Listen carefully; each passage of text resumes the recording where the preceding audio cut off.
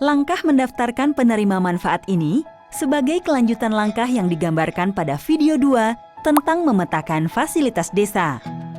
Terdapat 4 kategori penerima manfaat yang akan direkam pada aplikasi IHDW ini, meliputi ibu hamil, ibu nifas, anak usia 0-2 tahun, dan anak usia 2-6 tahun. Pengisian data penerima manfaat dilakukan melalui menu penerima manfaat.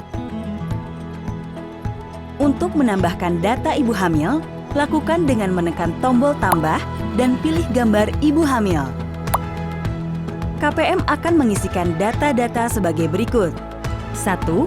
Identitas ibu hamil seperti nama ibu hamil, tanggal lahir, nomor telepon, dan nama suami. 2. Data tempat tinggal ibu hamil dan akses layanan posyandu. 3. Data kelengkapan administrasi seperti nomor KK dan nomor NIK. Data status kehamilan ibu hamil. Data resiko kehamilan jika ada. Penambahan data ibu nifas, prosesnya sama dengan data ibu hamil, namun dengan memilih submenu yang bertuliskan tambah ibu nifas. Adapun data yang direkam hampir sama dengan data ibu hamil, mulai dari identitas ibu nifas, data tempat tinggal, dan akses ke layanan posyandu, data kelengkapan administrasi, dan data status resiko selama kehamilan. Informasi lain yang direkam adalah data kondisi dalam proses melahirkan, seperti kondisi ibu, kondisi anak, tempat melahirkan, dan nama bidan atau dokter yang membantu persalinan. Selanjutnya KPM mendata anak dari ibu nifas tersebut, yakni dengan memilih submenu bertuliskan anak berumur 0-2 tahun. Informasi yang didata antara lain: 1. Identitas anak, seperti nama, tanggal lahir, dan jenis kelamin. 2. Data keluarga anak, seperti nama kedua orang tua. 3.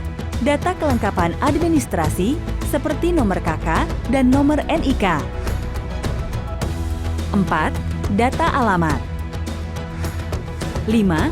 Data keberadaan anak terhadap akses kepada fasilitas desa seperti posyandu dan PAUD. 6. Data kondisi fisik anak saat dilahirkan seperti apakah berat badan rendah, serta panjang badan rendah atau kurang dari 48 cm. Terakhir adalah submenu penerima manfaat, anak berumur 2-6 tahun, di mana informasi yang dikumpulkan hampir sama dengan data anak berumur 0-2 tahun. Anda dapat melihat profil sasaran 1000 HPK dengan memilih sasaran yang akan dilihat profilnya.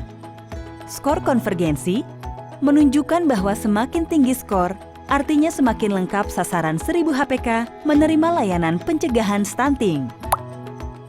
Selamat bertugas!